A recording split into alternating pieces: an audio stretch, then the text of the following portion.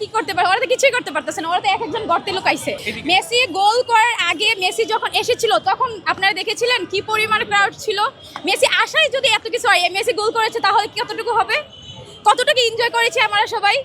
মানে ওই মেসি গোল করা মানে একটা স্যাটিসফ্যাকশন, এটাই আমরা পেয়েছি আজকে। না না না, একটা গোলই দিয়েছে, ওরা অনেক ভাগ্যবশত গোল দিয়েছে।